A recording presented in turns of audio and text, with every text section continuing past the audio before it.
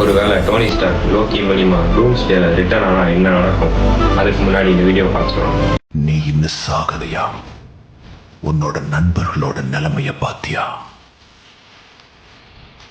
அடுத்தது நீதான்.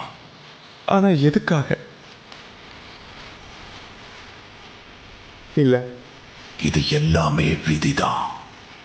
இதுக்கு வாய்ப்பே இல்லை. மிஸ்டர் ஸ்டார்க், இல்ல, டூம். லோக்கி. அந்த பையனை விட்டு கொஞ்சம் விலகி ஒரு வழியா திரும்ப வந்துட்ட போல.